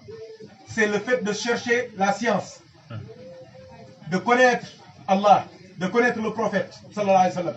Hajj Mohammed radiallahu anhu, on ne va pas dire que d'un sol. On est en français. Il a la science infuse, c'est ça. Non, il est parti apprendre. Dafa dem daara fu ñu wax cax fu ñu alaaji biraan cefuk ñang moo ko jàngal alquran ba mu mokkal ko bind ko ba mokkalal rakkam bu ñu wax seen siidi ndigal alquran maa ngi lay wax ma borom li l'avait dit si siidi récite le Coran en entier parce que tous tes vœux sur terre sont exaucés. En un temps record, il a mémorisé, il a fait mémoriser son frère. Son père lui dit, tous tes vœux, tout ce que tu cherches, ici sur terre et dans l'au-delà, Allah te l'a donné. Il a appris. Et Hajj Mohammed, Wallahi, je vous le jure, mais jusqu'à ces dernières années, ces derniers mois, ces derniers jours, il apprenait. Il y a un de ses petits-fils qui s'appelle Moustapha Ndiguet, c'est lui qui m'a enseigné le Coran. Il lui faisait lire les livres, les ouvrages de Mam Khalifa Niass, qui parlent du prophète et de Cheikh Tijani. Il lui faisait lire le Sahih al-Bukhari, qu'il révisait avec lui. Pendant le mois de Ramadan, il faisait lire à un de ses disciples qui s'appelle Seigne Babakar Sek, Seigne Bay Sek, le Jawahir al-Mahani. Après cela, ce sont un de ses fils qui s'appelle Serigne Malik Ndieguene qui continue à lire ça. Moi, je suis très jeune, mais souvent, il me demandait de sortir des documents et il me disait de lire. Et il écoutait. Et il me corrigeait. Pour vous dire que il a appris Minal Mahdi ila Lahdi, c'est-à-dire du berceau à la tombe. Du berceau au tombeau. Il a étudié. Et il aimait la science. Parce que moi, plusieurs fois, j'ai assisté leur oncle, Imam Ahmad Baro Ndiéguène, c'est un grand savant, un grand wali. Il venait et Maman a dit, n'hésitez pas à lui poser des questions.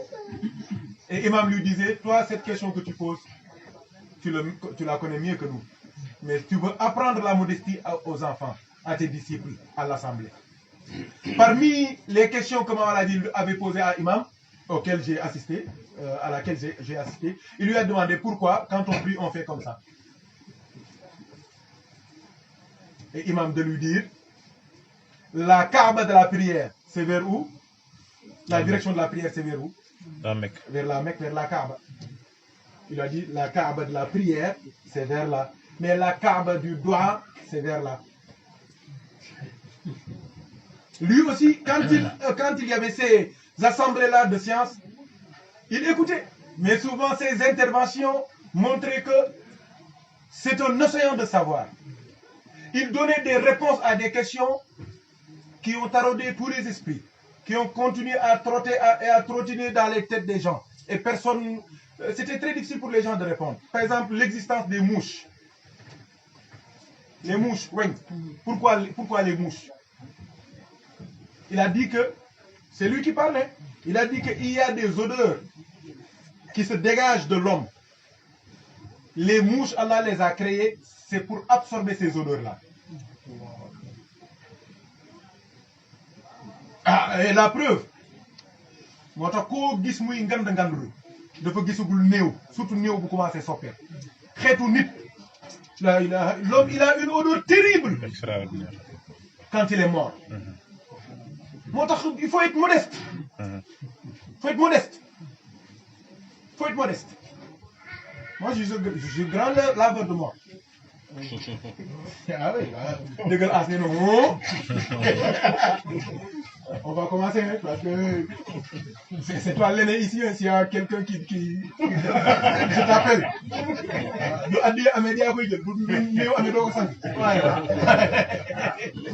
Hein? Non, mais je vous le jure, l'homme, il a une odeur terrible.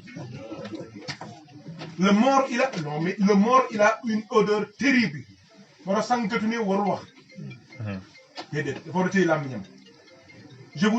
Il faut être modeste. Il faut être simple dans la vie. Il ne faut pas sous-estimer les gens. Il ne faut pas se surestimer. Il ne faut pas se voir... C'est pas bon. Le jour où tu meurs, tout va se savoir. Mais l'homme, il a une odeur terrible. Maman il a dit que les mouches, leur rôle c'est ça. Ils absorbent ces mauvaises odeurs-là. Et je peux vous donner d'autres exemples terribles sur les réponses qu'il donnait. Oui, même avec le lion. Il a dit que le lion, chaque fois tu le vois avec des larmes. Il a dit, Allah lui injecte toujours le paludisme. Parce qu'on l'appelle roi. Pour qu'il sache qu'il n'est pas roi. Il souffre toujours. Il pleure. Un homme qui pleure toujours. On va dire que c'est... Regardez les documentaires. Qui chasse? C'est la lionne qui s'occupe de la protection de la tanière. C'est la lionne. C'est elle qui fait tout. Le lion, il ne peut rien faire. On l'appelle roi de la forêt, roi de la faune, de la jungle, le roi de... Allah, chaque fois, il a toujours le paludisme. Il faut qu'on fasse qu'il rox si pour moi Yallah. Subhanallah. Ça, j'en ai des tonnes, mais ça, je ne veux pas donner ça gratuitement quand même. C'est très facile, hein? On est en France, hein? On va dormir ici. Hein? Donc, pourquoi ces 7 éléments, je les ai cités? La vue, la langue, l'ouïe, la main, les pieds, et quoi? Le sexe. Et enfin, la tête. Pourquoi? Parce que ce sont les 7 parties du corps. L'homme, il est homme quand ces 7 éléments-là sont en règle. On parle d'homme équilibré. Même le fath, c'est quand tous ces 7 éléments sont purifiés. Wallahi. De l'eau que c'est là. L'eau règle.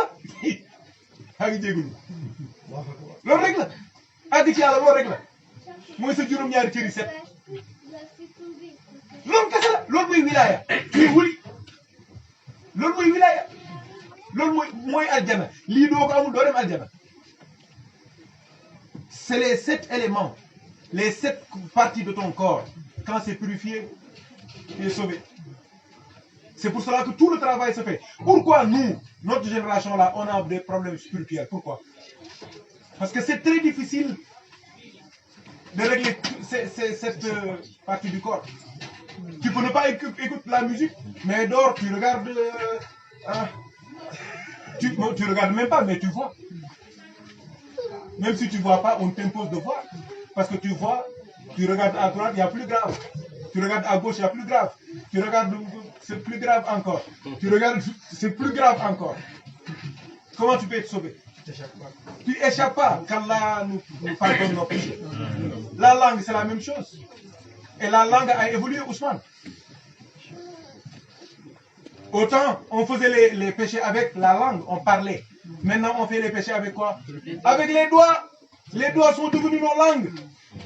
On insulte avec nos doigts. Toutes les bêtises qu'on fait, c'est les doigts. C'est pour cela qu'Allah il a dit, l'homme croit-il pas que je vais le rattraper avec ses doigts? Il parle de quoi? Des empreintes. Des empreintes. Ils ne savent pas que les péchés sur Facebook sont plus graves que les péchés que tu fais dans ta chambre. Avec ton corps. Parce que tu les fais avec tes empreintes. Et la preuve c'est quoi, Ousmane? La preuve c'est quoi? Il y a des gens qui partageaient des mauvaises images, qui insultaient, qui disaient des choses et qui meurent. Et qui n'ont pas donné leur mot de passe à quelqu'un. Leurs insultes restent encore sur Facebook. Il y a un frère qui s'appelle Abdourahmane Dione. On était ensemble au lycée. Il était enseignant. Il est décédé. Quand il est décédé, la première chose que j'ai faite, je suis allé sur sa page Facebook. Ouais, subhanallah. J'ai trouvé que le Coran, des versets du Coran. Dans ses statuts, je voyais que Madinatul Munawwara, Makkatul Mukarrama. J'ai dit que cette page Facebook ne se ferme jamais. Parce que chaque fois qu'on l'ouvre, il aura des hasanats. Mais il y a des gens qui ont laissé des pages Facebook. Tout leur vœu, c'était de revenir sur terre pour supprimer leur page là. Subhanallah. Qu'Allah nous préserve. Les yeux, c'est la même chose. Je vous l'ai dit. La main, c'est la même chose. Heureusement, avec Corona, on sert moins de la main des femmes. Alhamdulillah. Corona, pour moi, c'est l'un des... xéewalu Corona yi ci bokk na ci gën a am solo mooy suñ njóobu dootoo am problème naan da ngay làq sa loxo da ngay daw ñun dañoo sonn noonu. te am na ñoo xamante ni waxuma la sax jox la loxo waaye doo watul ñu yor la seeni lex naan la dañuy biise ka baas. Corona bi nag tabaarkalla koo ñëw mu téye loxoom nga ne alhamdulillahi rabbil alamin xam nga ragaluñu yàlla ragal nañ lii ragal nañu kii luy jàpp bakkan yi loolu ngeen ñemoo ko man da ñemoo ko am na fan yi ci ginnaaw dafa am ku ma doon waxal fii wax naa ko Sylvia mi muy jéem a di nga Cheikh Tidiane ma boole ko roi wu Maroc mu noppi xam naa ni faalewul Cheikh waaye ñemewul roi wu Maroc Margot, ce que tu dis là, est-ce que tu acceptes que je le filme? Que je le mette sur Facebook? Il me dit non, mon frère. Dis pas ça. On arrête tout de suite, on arrête alors. Les riches, les pieds. Ousmane, les pieds n'ont pas évolué. Tu dis que, ah non, non, non. Un jour, je l'ai dit à mes neveux, je leur ai dit, y a-t-il quelqu'un parmi vous qui n'est jamais allé en soirée, en boîte de nuit, en boxe? Ils ont fait comme ça. Moi, je suis jamais allé. Un autre me dit, moi, je suis jamais allé. Un autre me dit, moi, je suis jamais allé dans mon salon. Je leur ai dit, réfléchissez encore. Réfléchissez. Ils ont dit, non, non, on n'est jamais allé en boîte de nuit. Demuñu musuñu dugg boîte musuñu dem soirée musuñu baali man leen réfléchissez xam nga waroon nañoo réfléchir bu yàgg wala ñu demal lu xew ñoom ñuy insister xam nga di ngan man leen waa yéen kenn musu cee seetaan Dakar na door baax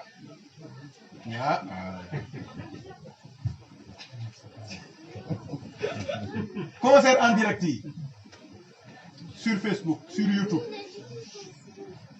yow c'est plus grave même. Celui qui est parti même à ce concert vaut mieux que toi. Parce que toi, tu as amené le concert dans ta maison, dans ta chambre, sur ton lit. Donc les pieds, ça a évolué. Les pieds, c'est plus nos pieds. Nos pieds maintenant, c'est le téléphone. C'est ce Dajjal-là. Ah, tu dis, ah non, non, mais c'est un gosse sérieux. Hein. Il sort pas, hein, il fait pas des ah moo ngay toj néeg ba moo ngay dem Amérique di dugg ci boîte di dugg fu nekk di gëstu lu nekk fu nekk mu xamoo dara su xëyee su ma nee la papa ça va vous avez bien dormi ah oui oui ça va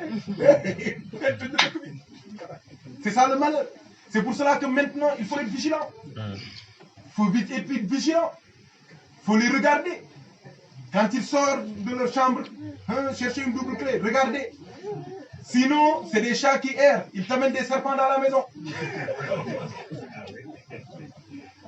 Ils t'amènent des serpents sans le savoir. Ils ne savent pas que c'est des serpents. Il faut être vigilant. Il faut leur parler comme des adultes. Il faut leur parler comme des adultes. Ils savent tout. Ils savent mieux que vous. Il m'a trouvé un jour sur YouTube en train de taper. Il m'a dit, tu fais quoi, papa? Il dit, je cherche quelque chose. Il m'a dit, non. Tu appuies ici et tu parles. Mais papa, il t'entend, hein? Il comprend, hein? Il comprend. Mais, maman, elle a dit, dans ton milieu de téléphone, mais toi, tu comprends rien. Je t'ai dit sans le pompier, mais tu es nul, toi.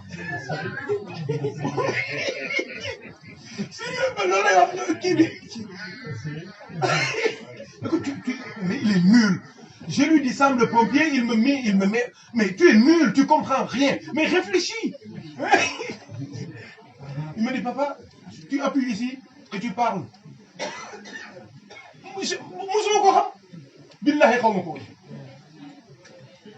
Ils savent mieux, ils connaissent des choses que nous ne connaissons pas. Il faut être vigilant. Les choses ont évolué. Et c'est très dangereux. Il y a beaucoup d'influence. Je ne parle même pas des errances au niveau du comportement. Même au niveau de la religion, c'est dangereux. Parce que tout ce qu'ils peuvent se pas demander, ils demandent à Google. Et ils sont détournés. Ouais. Donc, voyez ce que je veux dire.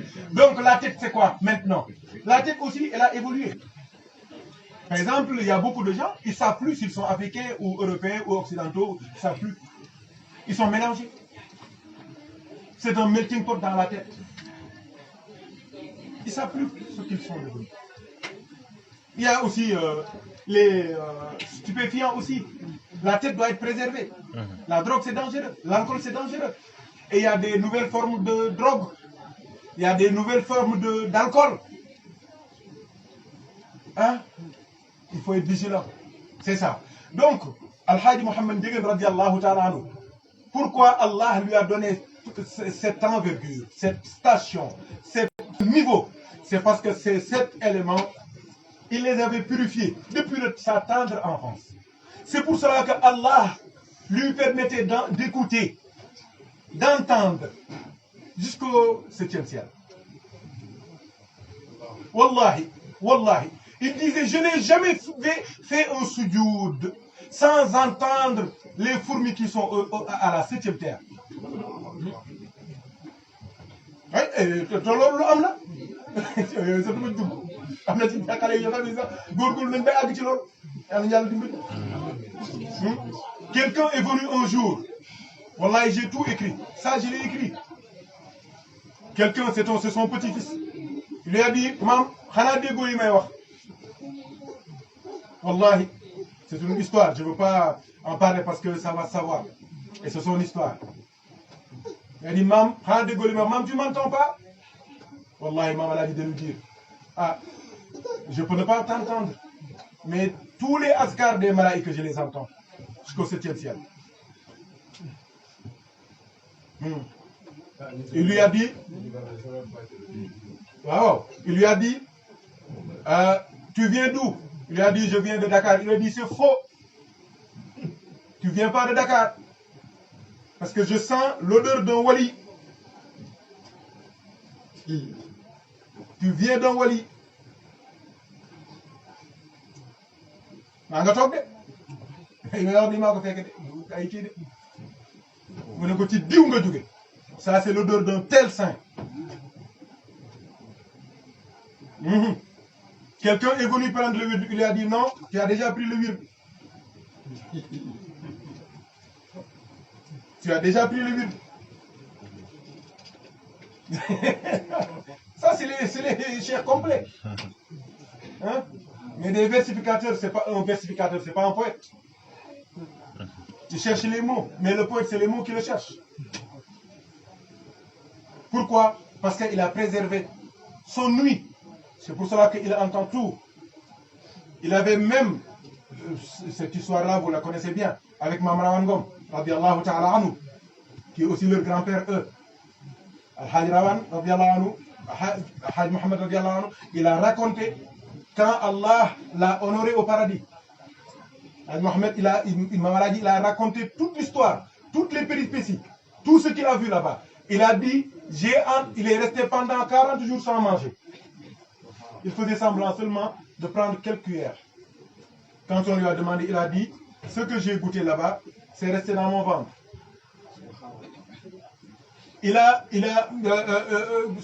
Son oreille aussi, quand pour lui parler, il fallait aller à l'oreille gauche. Pour ceux qui le connaissent. Parce qu'il a dit, mon oreille là, les musiques que j'ai entendues là-bas continuent à résonner dans mon oreille.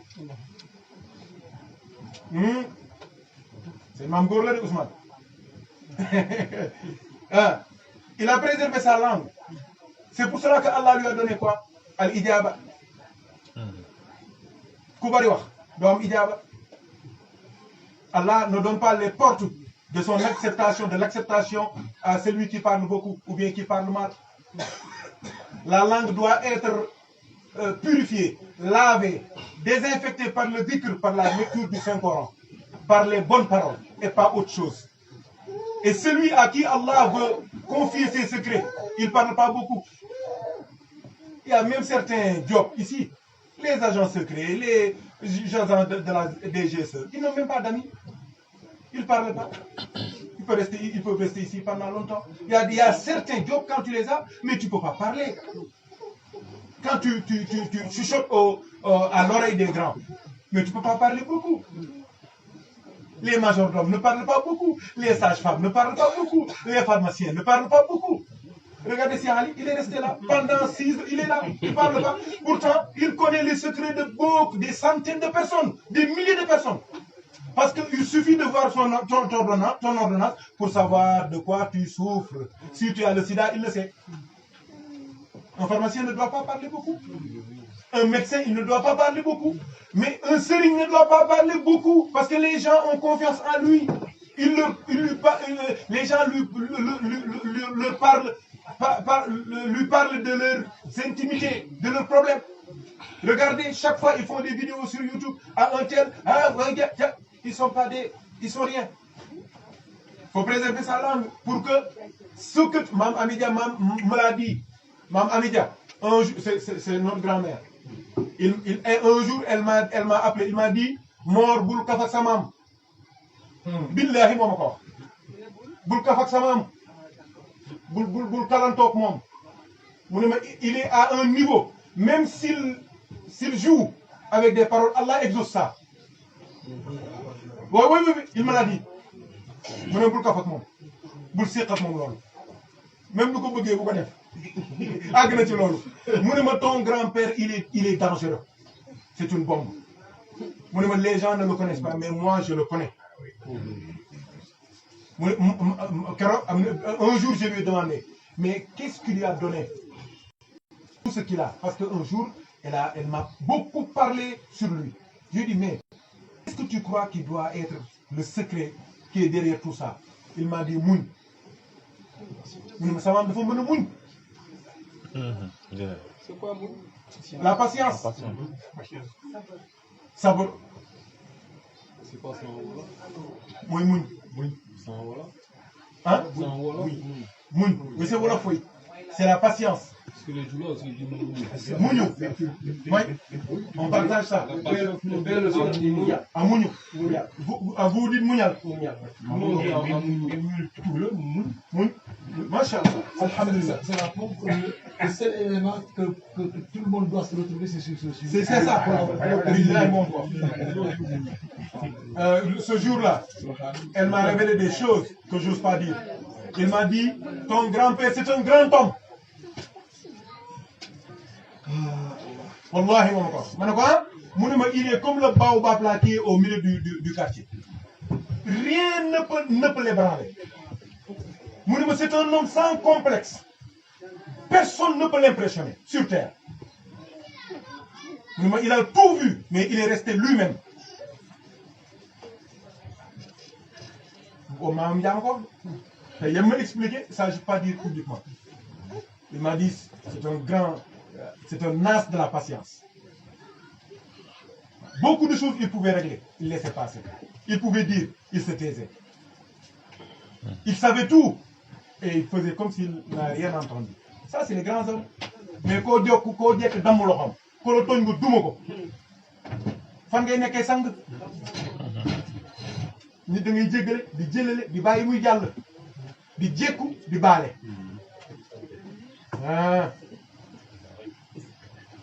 sa vue il a dit avant même d'être adulte l'un des premiers dons que Allah lui a donné, c'est que chaque fois qu'il se met vers la Kaaba, Allah lui montre la Kaaba. Il voit jusqu'à la Mecque.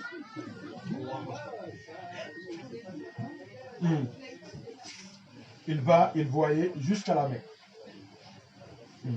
Sa main, la préservation de la main, qu'est-ce que Allah lui a donné comme gratification pour cela? Je vous l'ai dit tout à l'heure. Sa main, c'est ça, la longue main. Il y a un goût de l'eau. waaye loxom boobu tamit wallahi lu mu musa tegu jéem wallahi barkeel na kam abat bi lamsatuhu wa atlaqat ariban min ribqati lamam. Quelle que soit la maladie, il pose sa main, c'est réglé. Quel que soit l'enfant, il pose sa main, il est béni. Un mort, il te touche, tu brûles pas. Wallahi. Il y a eu beaucoup de cas, sa main bénie. Dem na ba wàllu ko ci jigéen ji ma doon wax maam Ami Jami. Amin. Yal nañu ko wàllu ñun ñëpp. Amin. La troisième chose, c'est quoi? La quatrième chose, c'est quoi? C'est les pieds. Quand tu as des pieds qui ne vont pas là où Allah n'aime pas que les pieds aillent, qu'est-ce que Allah te donne? Allah te donne le monde devant toi. Tu as le taillou que Cheikh Omar avait. Tu peux te déplacer partout. En un clin d'œil. Et wallahi, il y a beaucoup d'exemples pour ça, surtout pour la Mecque. Même ce hajj-là, il y a une de nos sœurs, on était ensemble au Maroc. Peut-être qu'elle me suit. Wallahi, elle a vu Mme Aladji là-bas qui lui a dit, tu vas me trouver à la Mecque. Je ne rate jamais le hajj. Je suis toujours là. Personne ne vient ici dans le hajj sans que Mère Anthony dise ko fofu. Wallahi. Aladji Ousmane Lom. Passeport am réer na fu foofu mu jaaxle Mame Alaaji ne ko xanaa du bii wallahi Mère Anta mi daanu na foofu boobu ña daanu ñëpp a dee Jamra ñëpp tiim ma. ñëpp man ne ma ne c'est fini ma jékki-jékki seen loxoom. waaw muy di ko dugal ba fu ma tëdd. waaw yëkkati ma. waaw génne ma ci biti. maa la ko wax moom la wala ma tourné nag di ko wër. moom nga dem na yoonam. di tourné gisatuma kenn. Il y a un autre militaire Pougouleur. Il venait là-bas. Moi, je le connais très bien. Lui aussi, il a été. C'était la guerre du Libéria. Il a été pris avec son unité en embuscade. Lui aussi, c'était comme ça. Il a seulement pensé à lui. Il a dit qu'il a senti des mains sur son pied. Comme ça. Taf, taf, taf, taf, taf. Comme ça. Il l'a élevé comme ça. Il l'a remis dans son camp. Dans son quartier général. Il a fait comme ça. Au revoir. Il y a un de nos oncles. C'est un puits de pétrole qui a brûlé. Lui, il ne savait pas. Hein? Lui, il ne savait pas. Il s'est retrouvé comme ça. Mais c'est un jour, ces collègues-là qui ont vu sa photo, la photo de Mme Aladi, qui lui ont dit, quand il avait le feu, c'est ce vieux-là qu'on a vu te soulever et t'a mis à côté là. À la Mecque, wallahi. Ça, je peux donner beaucoup d'exemples. C'est la même chose pour les pieds, pour le sexe aussi. Quand tu préserves ton sexe, Allah te donne une bonne progéniture. La bonne progéniture, Ousmane, c'est quoi? C'est pas tes enfants biologiques, hein? C'est que tu es le père de tout le monde. Regarde ici. Maman a dit du ticket. Il n'est pas votre père biologique, mais aujourd'hui c'est votre père spirituel. Quand tu préserves ton sexe, Allah te donne des enfants partout dans le monde. La tête, c'est quoi? Quand tu préserves ta tête, Allah te donne un niveau spirituel très élevé. Allah te donne des sciences très élevées, des connaissances très élevées. Allah t'ouvre les secrets du Saint-Coran pour que chaque lettre devienne une bibliothèque pour toi. Je ne parle pas de chaque sourate ni de chaque verset. Chaque lettre devient une bibliothèque pour toi. Chaque parole du prophète c'est un océan de savoir pour toi. Chaque bruit que tu entends, chaque mouvement que tu entends devient une source de connaissance pour toi. C'est parce que tu as préservé ta tête. Hein? Donc, c'est ça. Qu'on voulait partager un peu avec vous. Masha'Allah, on va nous mettre là, parce que jaww ji tey dafa am fu mu ñu yóbbu ñi xam maam Alaaji dañoo xëyee jooy yendoo jooy ndax dafa am fu mu leen yóbbu waaye nag alhamdulilah lii rek lañ ci doon bëgg a partager ak yéen incha allah après la prière incha allah on va ouvrir un petit débat question-réponse incha allah taala si Ali va nous parler encore de notre projet là et on va passer aux autres étapes de notre rencontre aujourd'hui, Inch'Allah Ta'ala. Non mais c'est bon. Je suis désolé pour si vous le permettez. Moi personnellement, je ne connais pas Mme Aladi. À travers vous, je le connais. Vous reflétez, c'est lui, à travers vos paroles. Vous avez dit deux phrases, deux mots dès le début. La lucidité, l'humilité. Et c'est ce que vous dégagez. C'est lui. Ça, c'est lui. Et c'est vous. Ça, c'est lui. Ça, c'est automatique. Et vous avez dit que c'était un grand homme. Je suis désolé, hein, je ne devais pas parler. Mais c'est un grand homme, vous le reflétez. Parce que seul un grand homme peut relater aussi longuement un grand homme. Vous avez un bagage spirituel immense. L'imagnas, moi yalla, préserve cette spiritualité qui se dégage en vous. Et c'est secret qu'Allah dit notre grand frère, qu'Allah le déverse en vous. Et que c'est que tous les musulmans puissent y bénéficier. Cet océan que vous avez dit tout à l'heure.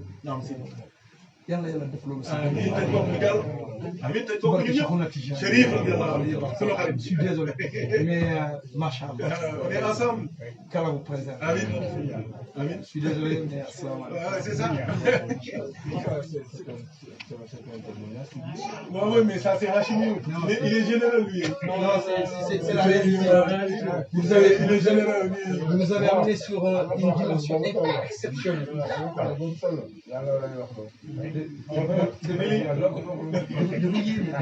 Lu yéeme. xaw ma li ma leen nag ñëpp lu yéeme. Je pense que ce que j'ai dit là, d'autres pensent plus que ce que j'ai dit. Et ils ressentent plus ce que j'ai ressenti. Mais alhamdulillah.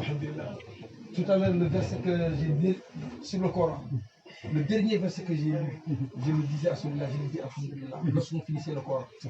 Falillahi alhamdu, Rabbi samawat, wa Rabbil ard, Rabbil alamin, wa al-kibriya, fi samawat,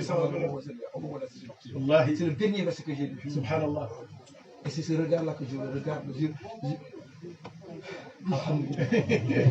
Habibi, maintenant, yàlla ñoo bokk lépp. Oui, lii yëpp nag doole Cheikh rek la. Kii taalibe Cheikh Tidiane rek la woon. Kase. Il n'est que disciple de Cheikh Tidiane.